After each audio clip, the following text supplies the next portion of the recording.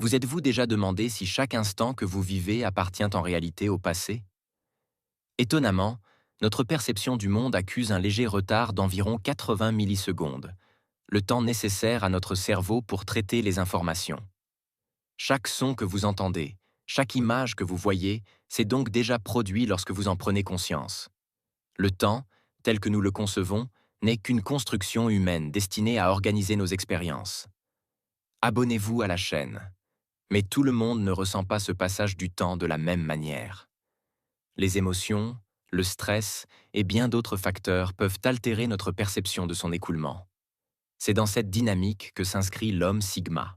Parmi les nombreux traits énigmatiques de cet archétype, sa relation singulière au temps est l'une des plus fascinantes. Les hommes Sigma, qui avancent au rythme de leur propre cadence, ont développé une manière d'utiliser et de comprendre le temps que beaucoup trouvent inspirante. Le succès d'un homme dans le monde moderne dépend largement de son état d'esprit face au temps. Voici les 6 raisons pour lesquelles les hommes Sigma vivent le temps différemment. Et comment cette vision leur confère un avantage dans un monde en perpétuelle évolution. Le temps est le plus grand égalisateur. Peu importe votre origine, votre statut social, votre niveau d'éducation ou vos ressources financières, chacun dispose des mêmes 24 heures par jour. C'est la seule richesse distribuée de manière parfaitement équitable. Pourtant, malgré cette égalité apparente, les résultats que les individus obtiennent dans leur vie diffèrent radicalement. Pourquoi? Parce que ce n'est pas la quantité de temps qui compte, mais la manière dont on choisit de l'utiliser. Imaginez 2 personnes travaillant les mêmes journées de 8 heures. La première se contente de sa routine. Elle accomplit ce qui est demandé, rien de plus. Elle hésite à prendre des responsabilités supplémentaires, redoute l'inconfort et préfère la stabilité à la croissance. Elle vit ses journées comme une succession de tâches à cocher, sans véritable intention, sans vision, sans désir d'expansion. La seconde, en revanche, voit chaque défi comme une opportunité. Elle considère chaque heure comme un investissement, chaque difficulté comme un terrain d'entraînement, chaque interaction comme une occasion d'apprendre. Elle ne se contente pas de faire son travail. Elle construit son avenir, pierre après pierre, décision après décision. Là où la première personne subit le temps, la seconde le sculpte.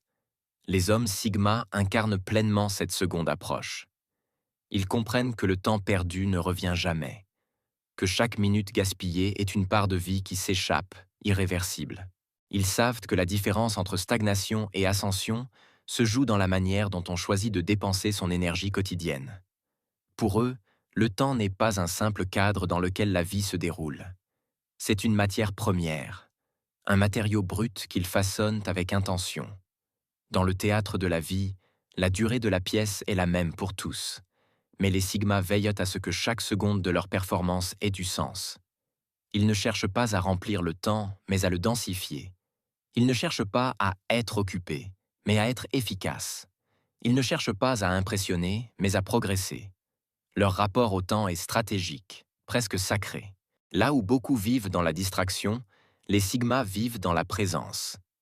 Là où beaucoup laissent les heures s'échapper dans des activités sans valeur, les Sigma concentrent leur attention sur ce qui construit, renforce, élève.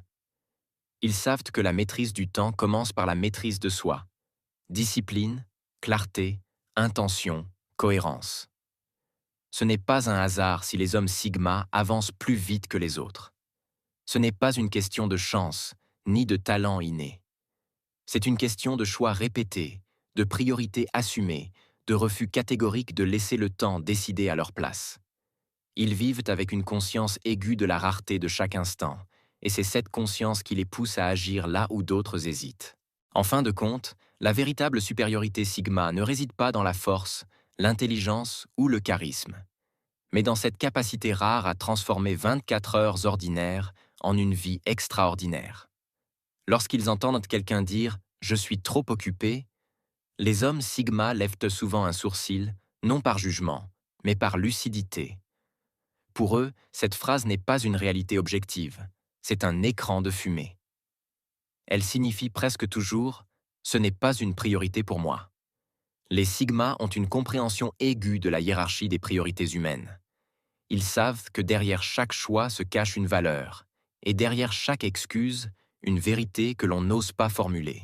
Les hommes Sigma fonctionnent avec honnêteté et clarté. Ils ne se cachent pas derrière des formulations vagues ou des justifications sociales. S'ils ne peuvent pas faire quelque chose, ils le disent. S'ils ne veulent pas le faire, ils le disent aussi. Leur franchise n'est pas brutale. Elle est propre, directe, respectueuse. Elle repose sur un principe simple mais rare, le respect du temps, le leur et celui des autres. Dans un monde où beaucoup préfèrent arrondir les angles pour éviter le malaise, les Sigma choisissent bien la vérité. Ils savent que les faux semblants coûtent plus cher que la transparence. Ils savent aussi que dire non est un acte de maturité, pas d'égoïsme. En refusant les engagements qui ne leur correspondent pas, ils préservent leur énergie, leur concentration et leur intégrité. La vérité est simple. Si quelque chose compte réellement pour quelqu'un, il trouvera toujours un moyen d'y consacrer du temps. Les Sigma vivent selon ce principe. Ils observent les actions, pas les mots. Ils savent que le temps est le miroir le plus fidèle des priorités d'une personne. On peut prétendre vouloir changer de vie, lancer un projet, améliorer sa santé ou construire une relation. Mais si aucune minute n'y était consacrée, alors ce n'est pas une priorité, seulement un souhait. Les hommes Sigma ne se racontent pas d'histoire. Ils alignent leurs paroles, leurs intentions et leur emploi du temps. C'est cette cohérence rare qui les distingue et qui leur permet d'avancer là où d'autres stagnent.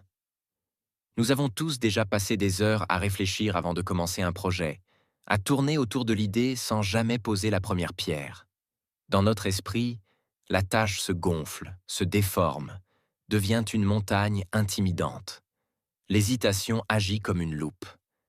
Elle amplifie les difficultés, minimise nos capacités et transforme une simple action en obstacle insurmontable. Comme l'a si bien dit Simon Sinek, le plus difficile est de commencer. Les hommes Sigma incarnent pleinement cette vérité.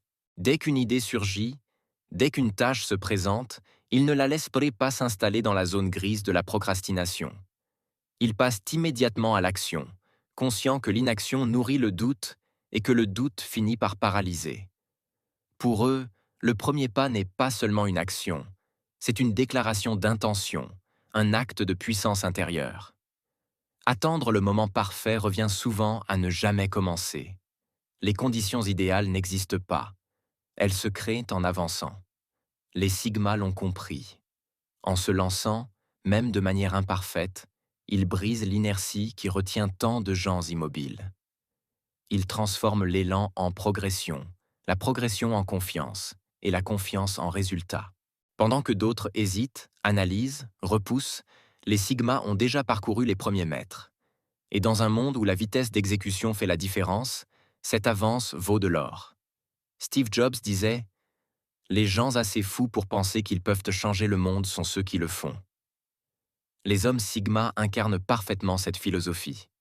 Ils ne se perdent pas dans l'illusion que la productivité se mesure en heures accumulées.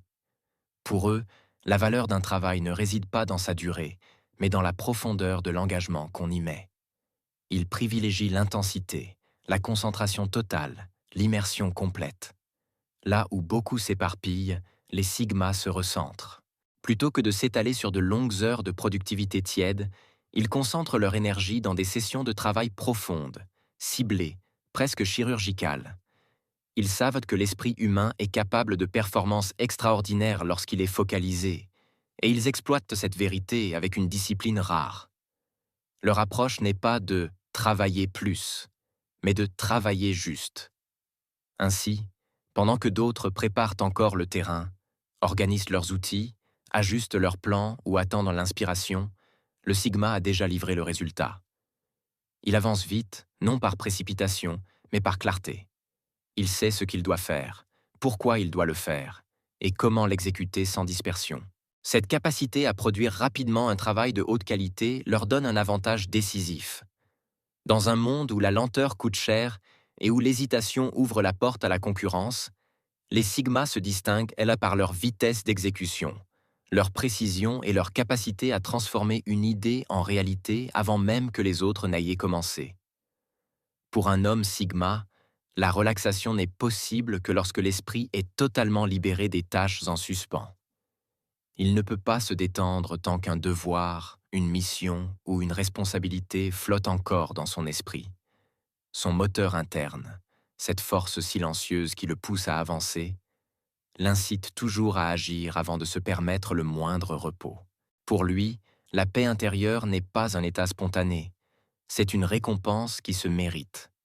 C'est pourquoi les hommes Sigma organisent souvent leur journée en commençant par les tâches les plus importantes dès le matin.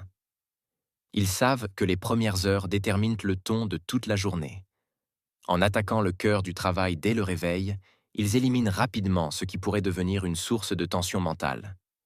Cette approche leur permet de garder l'esprit clair, de réduire la charge cognitive et d'éviter l'accumulation de stress. Une fois les obligations essentielles accomplies, le reste de la journée se déroule avec fluidité. Ils avancent plus légers, plus disponibles, plus présents. Et lorsque vient le soir, ils peuvent enfin se détendre pleinement, sans arrière-pensée, sans culpabilité, sans agitation intérieure.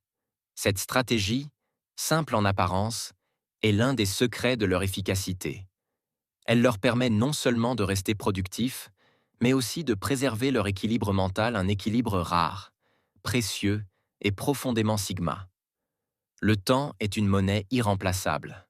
Les hommes Sigma l'ont compris mieux que quiconque. Ils savent que l'argent peut être perdu puis regagné, que les opportunités peuvent revenir, mais qu'une minute écoulée ne reviendra jamais. C'est pourquoi ils privilégient systématiquement les choix qui leur permettent de regagner du temps, même si cela implique de déléguer, d'automatiser ou d'investir davantage. Pour eux, payer pour gagner du temps n'est pas une dépense, c'est un investissement dans leur liberté mentale et dans leur progression. En optimisant leur routine, leur système et leurs environnements, ils gagnent en efficacité. Ils éliminent le superflu, simplifient leur processus, réduisent les frictions. Et paradoxalement, cette efficacité leur rapporte souvent plus d'argent. Car un esprit libéré, un agenda maîtrisé et une énergie bien dirigée produisent naturellement des résultats supérieurs. Là où d'autres s'épuisent à économiser quelques euros, les Sigma économisent des heures et transforment ces heures en valeur. En valorisant le temps avant l'argent, ils finissent fréquemment par obtenir les deux. Leur vision n'est pas court-termiste, elle est stratégique, orientée vers l'impact et la longévité. Ils savent que la véritable richesse n'est pas seulement financière, mais temporelle. Cet état d'esprit, rare et exigeant, les conduit vers leur objectif ultime. La grandeur. Non pas une grandeur bruyante ou ostentatoire, mais une grandeur intérieure, construite sur la maîtrise de soi, la discipline et l'art de diriger son temps comme un souverain. Au final, ce qui distingue véritablement les hommes Sigma n'est ni leur force brute, ni leur intelligence exceptionnelle, mais leur rapport au temps. Ils le traitent comme une ressource sacrée, une matière première, qu'ils sculptent avec intention. Là où d'autres se laissent transporter par les heures, les Sigma les dirigent. Là où beaucoup subissent leur journée, les Sigma les construisent. Leur discipline, leur lucidité et leur capacité à agir sans attendre les conditions idéales leur permettent d'avancer plus vite, plus loin, plus consciemment. Leur secret n'est pas mystérieux. Il est dans la cohérence. Ils pensent, décident et agissent dans la même direction. Ils refusent les excuses, éliminent les distractions et transforment chaque instant en opportunité. C'est cette maîtrise du temps, et donc d'eux-mêmes, qui les conduit vers la grandeur. Abonnez-vous à la chaîne pour nous motiver. Si tu es un homme Sigma, tu l'as déjà vécu. Les gens parlent de toi, inventent des rumeurs, construisent des histoires qui n'ont rien à voir avec la réalité. Ils t'observent comme une énigme impossible à déchiffrer. Abonnez-vous pour ne rien rater sur les Sigma. Et, en vérité, tu l'es. Non pas parce que tu cherches à l'être, mais parce que tu n'agis jamais comme ils s'y attendent. Tu ne suis pas les règles du troupeau, tu refuses les moules ordinaires, et cela dérange. Ton silence, ton indépendance et ta discipline cachent une vérité plus profonde. Voici les 8 malentendus qui font du Sigma la personnalité la plus incomprise et la plus solitaire. Quand tu parles, tu ne maquilles pas la vérité. Tu ne cherches ni à flatter ni à adoucir. Pour toi, être direct, c'est respecter l'autre. C'est offrir la réalité brute, sans décorations inutiles, sans mensonges destinés à protéger des sensibilités fragiles. Tu considères que dire la vérité est un acte d'intégrité, un engagement envers l'authenticité. Pour eux, pourtant, tes mots sont des lames. Ils sont habitués aux mensonges confortables, aux demi-vérités qui rassurent, aux caresses de l'ego qui évitent les remises en question. Ils vivent dans un monde où l'on préfère être bercé d'illusions plutôt que confronté à ce qui dérange. Alors, quand tu refuses ce jeu, quand tu dis ce que tu vois, même si cela blesse, on te traite de cruel. Mais ton intention n'a jamais été de blesser. Tu ne parles pas pour humilier, ni pour dominer. Tu parles pour clarifier. Tu dissipes la confusion. Tu mets fin aux illusions qui empêchent d'avancer. Et, paradoxalement, ce sont souvent ceux qui t'ont critiqué qui finissent par reconnaître que tu as été le seul à leur dire ce que personne n'osait dire. Avec le temps, ils se souviennent que ta franchise n'était pas une attaque, mais un service. Que tes mots, même s'ils ont piqué, ont planté une graine de lucidité. Que ta vérité a ouvert une porte qu'ils n'auraient jamais franchie seuls. Tu n'es pas cruel, tu es courageux. Dire la vérité sans filtre est un acte de bravoure que peu maîtrisent. Il faut une force intérieure rare pour affronter les réactions, les jugements, les incompréhensions. Il faut une stabilité profonde pour ne pas céder à la tentation de plaire. Ce qu'ils appellent cruauté n'est rien d'autre que ta loyauté envers la réalité. Et dans un monde qui préfère les illusions, cette loyauté fait de toi quelqu'un d'à part. Quelqu'un que l'on critique d'abord, mais que l'on respecte toujours, tôt ou tard. Ton silence pèse plus que 1000 mots. Pendant que d'autres comblent chaque espace de bruit pour masquer leurs doutes, tu observes. Tu te tais parce que tu analyses, parce que tu remarques ce que les autres ignorent. Tu captes les nuances, les micro-réactions, les contradictions dans les discours. Là où beaucoup parlent pour exister, toi, tu observes pour comprendre. Mais pour eux, ton calme est de l'arrogance. Ils croient que tu te sens supérieur, que tu refuses de participer, que tu te places au-dessus du groupe. Ils ne comprennent pas que ton silence n'est pas un retrait, mais une stratégie. Tu ne gaspilles pas ton énergie dans des conversations inutiles. Tu ne parles pas pour remplir le vide. Tu parles quand cela a du sens. Ton silence est un miroir. Il renvoie aux autres leurs propres insécurités. Il les oblige à affronter leur vacarme intérieur, leurs pensées qu'ils fuient, leurs contradictions qu'ils étouffent sous des torrents de mots. Voilà pourquoi ton calme les dérange. Il révèle ce qu'ils tentent de cacher. Ce n'est pas de l'arrogance, c'est de l'intelligence. C'est la maîtrise de quelqu'un qui n'a pas besoin de se justifier, de se montrer ou de s'imposer. Ce qu'ils prennent pour du vide est, chez toi, puissance et contrôle. Ton silence n'est pas un manque, c'est une présence qui s'impose sans bruit, qui influence sans forcer, qui observe sans se dévoiler. Et c'est précisément cette présence silencieuse qui trouble, parce qu'elle ne peut pas être manipulée, parce qu'elle ne cherche pas l'approbation, parce qu'elle ne joue pas selon les règles sociales habituelles.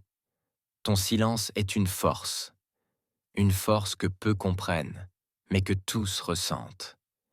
Une force qui te distingue, qui te protège et qui, souvent, en dit bien plus que n'importe quel discours. Tu sais dire non, et tu le dis avec fermeté. Non pour rejeter, mais pour protéger ton énergie. Tes limites sont des boucliers invisibles qui maintiennent ton monde en ordre, qui préservent ton équilibre intérieur et qui empêchent le chaos des autres de déborder dans ta vie. Tu as compris que dire oui à tout, c'est se trahir soi-même. Alors tu dis non quand il le faut, sans trembler, sans t'excuser, sans chercher à adoucir ton intention. Mais les autres ne voient pas cela. Ils y voient un mur, de la froideur, de l'hostilité. Ils interprètent ton refus comme une attaque personnelle, comme un rejet, comme une preuve que tu ne tiens pas à eux. Ils ignorent que tes limites sont une forme de respect, pour toi-même, mais aussi pour ceux qui méritent réellement d'être proches. Car tu sais que sans limites, aucune relation ne peut être saine.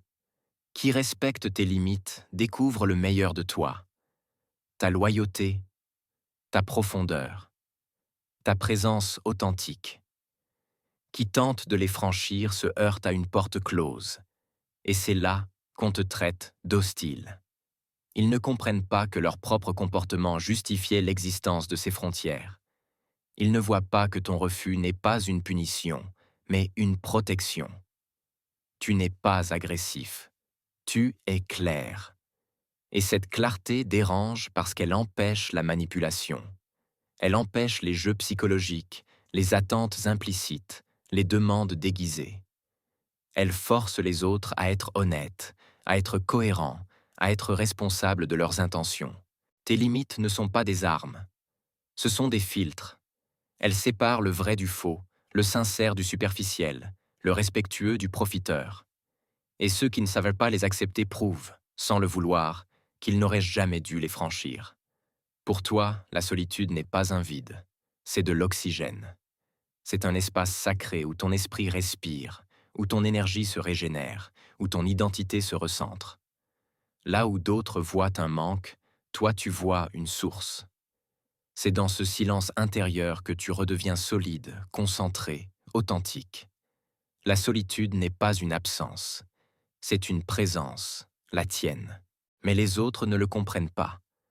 Quand tu t'éloignes pour préserver ton espace, ils interprètent ton retrait comme un rejet.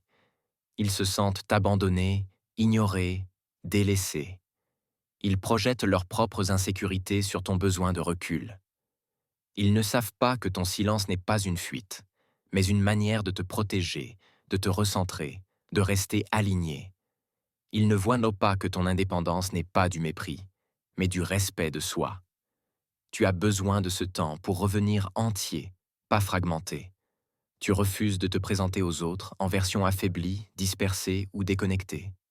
Tu préfères t'éloigner un moment pour revenir plus vrai, plus stable, plus présent. Ce qu'ils ressentent comme du rejet est en réalité ta manière de rester fidèle à toi-même. Et cela les déstabilise, car beaucoup ne savent pas être seuls. Ils ont besoin de bruit, de validation, de présence constante pour ne pas affronter leur propre vide intérieur. Toi, si. Tu sais être seul. Tu sais te tenir debout sans soutien extérieur. Tu sais te retrouver dans le silence. Et cette capacité rare, cette autonomie émotionnelle, dérange autant qu'elle fascine.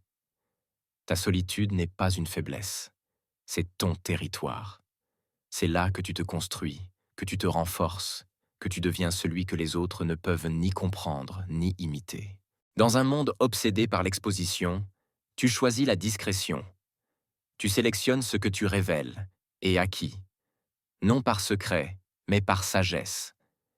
Tu sais que tout ce qui est montré perd de sa valeur, et que tout ce qui est protégé gagne en intensité. Alors tu préserves ton espace intérieur comme un sanctuaire. On te dit mystérieux, distant, calculateur. On invente des histoires pour combler les vides que tu ne remplis pas. Les gens supportent mal ce qu'ils ne peuvent pas lire, alors ils imaginent, ils projettent, ils interprètent. Ils ne comprennent pas que ta vie privée n'est pas un mur, mais un filtre. Elle protège ce qui compte vraiment. Qui gagne ta confiance accède à ton monde authentique. Les autres restent à la surface, là où tu choisis de ne rien laisser paraître. Ta vie n'est pas un spectacle. C'est un trésor. Et tu refuses de l'offrir à ceux qui ne savent pas en reconnaître la valeur. Tu n'as pas besoin d'approbation. Tu n'exagères pas tes gestes. Tu n'as pas besoin de hausser la voix, de te mettre en avant ou de multiplier les démonstrations. Tu entres quelque part avec calme, avec une assurance silencieuse, celle qui vient de quelqu'un qui se connaît et qui n'a rien à prouver. Cette présence tranquille suffit à imposer le respect sans que tu aies à réclamer quoi que ce soit. Pour ceux qui vivent dans la validation, ta confiance ressemble à de la froideur. Ils pensent que tu t'en fiches, que tu es distant, que rien ne t'atteint. Ils ne comprennent pas que ta stabilité n'est pas un masque, mais une fondation. Tu n'as pas besoin d'être vu pour exister, ni d'être applaudi pour avancer. Ton assurance ne dépend pas du regard des autres, et c'est précisément ce qui les déstabilise. Ton calme renvoie leurs insécurités. Il met en lumière leur agitation intérieure, leur besoin constant d'être rassurés, reconnus, validés. Face à toi, ils se sentent nus, exposés. Alors ils préfèrent te dire froid plutôt que d'affronter ce que ton assurance silencieuse leur révèle sur eux-mêmes. Ta confiance ne se crie pas, elle ne s'affiche pas, elle se ressent.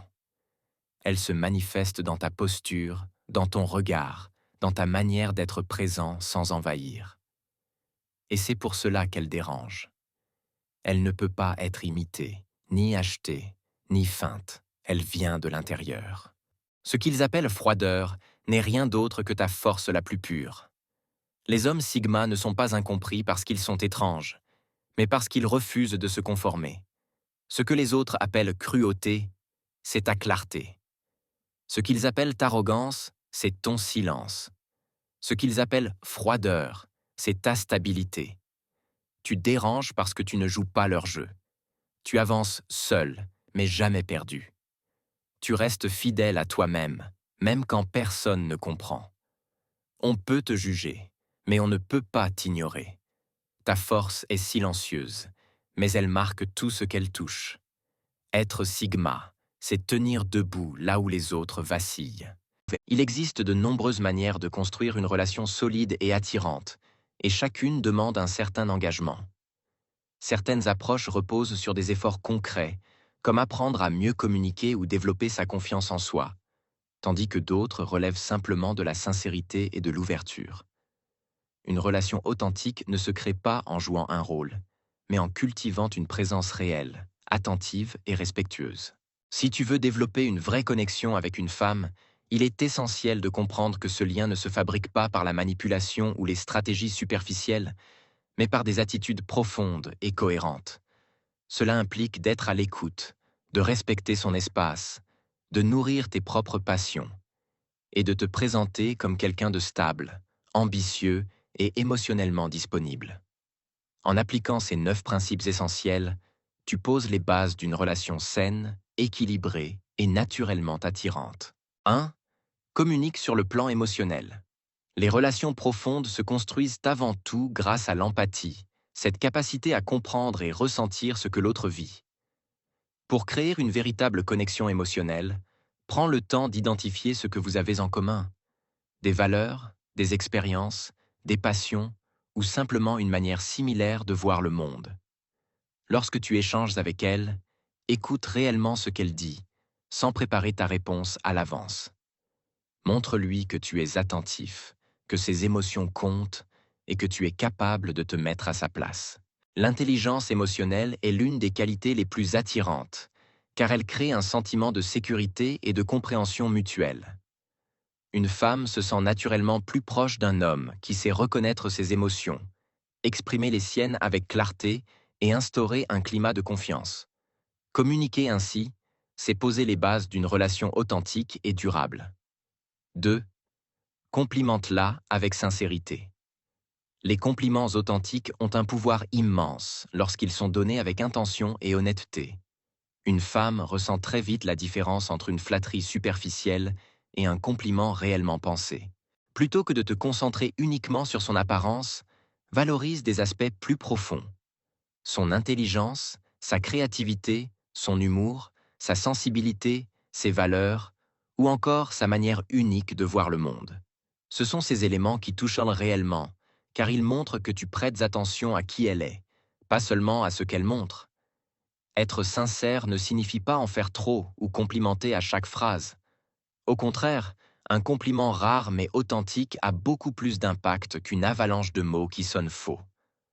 L'important est de parler avec vérité, de remarquer les détails qui la rendent unique et de les exprimer naturellement.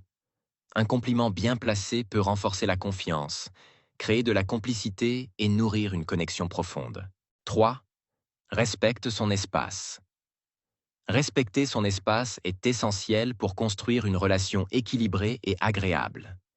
Personne n'aime se sentir étouffé ou surveillé en permanence, Et une femme appréciera toujours un homme capable de comprendre l'importance de l'indépendance.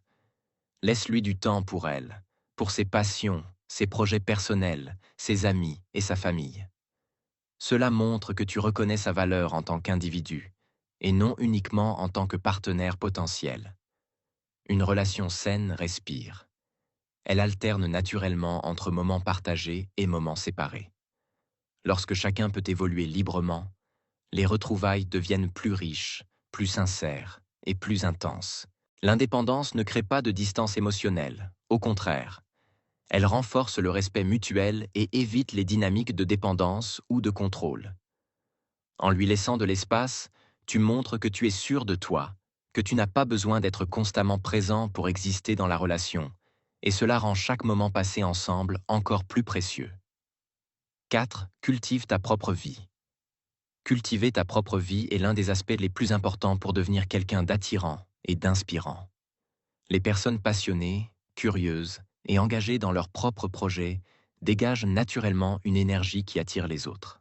Lorsque tu explores de nouveaux domaines, que tu apprends constamment et que tu t'investis dans des activités qui te stimulent, tu deviens plus intéressant, plus confiant et plus épanoui. Avoir tes propres centres d'intérêt te permet aussi de maintenir un équilibre sain dans une relation. Cela montre que tu ne dépends pas entièrement de l'autre pour te sentir bien ou pour donner un sens à ta vie. Au contraire, tu construis ton propre univers que tu peux ensuite partager avec elle. Cette indépendance crée du respect, de l'admiration et souvent une forme d'attirance naturelle. Une femme sera toujours touchée par un homme qui avance, qui évolue et qui nourrit sa vie intérieure avec passion. 5. Montrez votre intelligence. Sans arrogance. L'intelligence est l'un des traits les plus séduisants chez un homme, mais elle peut rapidement perdre son charme lorsqu'elle est exhibée de manière maladroite. Beaucoup d'hommes tombent dans le piège de vouloir prouver qu'ils sont brillants et finissent par paraître arrogants, condescendants ou en compétition permanente. Ce n'est pas ce qui attire une femme. Ce qui l'attire, c'est la présence d'un homme qui comprend, analyse, réfléchit, sans jamais chercher à écraser les autres. Il ne s'agit pas de l'impressionner à tout prix, mais de lui montrer que vous êtes un homme compétent, cultivé et capable de prendre du recul. Laissez votre intelligence transparaître naturellement, dans vos choix, vos conversations, votre manière d'observer le monde. Une intelligence authentique n'a pas besoin d'être proclamée. Elle se ressent. Montrez également votre côté ludique. L'intelligence n'est pas seulement logique ou analytique. Elle est aussi émotionnelle, créative, spontanée. Les femmes adorent les hommes capables de passer d'une réflexion profonde à une plaisanterie légère, de créer une atmosphère détendue, vivante, joyeuse. Un homme intelligent qui sait rire, jouer, improviser et ne pas se prendre trop au sérieux devient instantanément plus attirant. C'est cette combinaison, profondeur et légèreté, qui crée un charme irrésistible. 6. Prenez soin de votre apparence. Cela peut sembler évident, mais beaucoup d'hommes sous-estiment encore l'importance de leur apparence. Il ne s'agit pas de ressembler à un mannequin ou de suivre toutes les tendances, mais simplement de montrer que vous prenez soin de vous. Une femme remarque immédiatement un homme propre, soigné, bien habillé, qui dégage une impression de maîtrise et d'ordre intérieur. Votre apparence est votre première carte de visite. Elle parle avant même que vous n'ouvriez la bouche. Prendre soin de soi, c'est investir dans son hygiène, son style, sa posture, son énergie. Cela passe par une coupe de cheveux entretenue, une barbe propre, des vêtements qui vous vont bien, des chaussures impeccables, un parfum subtil. Ce sont des détails, mais ce sont précisément ces détails qui créent une impression durable. Et surtout, faites-le pour vous. Un homme qui se respecte attire naturellement le respect. Lorsque vous prenez soin de votre apparence, vous renforcez votre confiance, votre présence, votre aura. Les femmes ne sont qu'un bonus. L'objectif principal est de vous sentir aligné, solide, fier de l'image que vous renvoyez. Un homme qui se choisit lui-même devient instantanément plus séduisant, car il n'a rien à prouver. Il incarne simplement le meilleur de lui-même. 7. touchez-la de manière subtile et significative. Le toucher est un langage à part entière, souvent plus expressif que les mots. Lorsqu'il est utilisé avec finesse, il peut créer une sensation de proximité, de chaleur et de confiance. Un contact léger sur le bras, l'avant-bras ou l'épaule peut suffire à instaurer une connexion plus profonde, à condition d'être attentif à son langage corporel et à l'atmosphère du moment. Le toucher subtil n'est jamais un geste mécanique. Il doit être naturel, cohérent avec l'échange, et surtout bienvenu. La frontière entre un toucher approprié et un toucher intrusif est extrêmement fine. C'est pourquoi l'observation est essentielle. Regardez comment elle réagit. Se rapproche-t-elle légèrement? Sourit-elle? Semble-t-elle détendue? Ou au contraire, se fiche-t-elle? Recule-t-elle? Détourne-t-elle le regard? Ces signaux vous indiquent clairement si le contact est perçu comme agréable ou non. Adaptez-vous toujours à ces réactions. Le toucher doit être une réponse à une dynamique partagée, jamais une tentative de forcer une intimité qui n'existe pas encore. La subtilité, la patience et le respect créent une atmosphère où le contact devient naturel, fluide, presque inévitable. C'est cette délicatesse qui rend le geste significatif et qui peut, avec le temps, renforcer profondément votre connexion. 8. Soyez ambitieux. Les femmes sont naturellement attirées par les hommes qui avancent dans la vie avec une vision, une direction et une détermination réelle. L'ambition n'est pas seulement une question de réussite matérielle, c'est une énergie, une dynamique intérieure, une manière de se projeter vers quelque chose de plus grand que soi. Qu'il s'agisse d'un projet professionnel, d'un rêve personnel, d'un objectif sportif ou d'un apprentissage que vous poursuivez, montrez que vous êtes un homme en mouvement, engagé dans sa propre évolution. Partagez vos projets avec elle, non pas pour la convaincre ou l'impressionner, mais pour l'inviter dans votre univers. Parlez-lui de ce que vous construisez, de ce qui vous motive, des défis que vous relevez. Cela crée une forme d'intimité intellectuelle et émotionnelle très puissante. Une femme se sent naturellement plus proche d'un homme qui lui ouvre une fenêtre sur son monde intérieur. Incluez-la dans vos réflexions, demandez son avis, écoutez réellement ses perspectives. Non seulement elle se sentira valorisée, mais elle percevra aussi que vous êtes un homme capable de collaboration, d'humilité et de profondeur. L'ambition partagée devient un terrain fertile pour la connexion. Un homme qui avance inspire. Un homme qui avance tout en laissant une place à l'autre touche beaucoup plus profondément. 9. Ayez confiance en vous. La confiance est l'un des traits les plus séduisants chez un homme, car elle révèle une force intérieure qui ne dépend ni de l'approbation des autres, ni des circonstances extérieures. Une femme est naturellement attirée par un homme qui sait qui il est, qui assume ses choix et qui avance avec assurance. La confiance n'est pas un discours. C'est une posture, une manière de marcher, de parler, de regarder le monde. Elle se ressent avant même de se formuler. Mais attention, la frontière entre confiance et arrogance est extrêmement fine.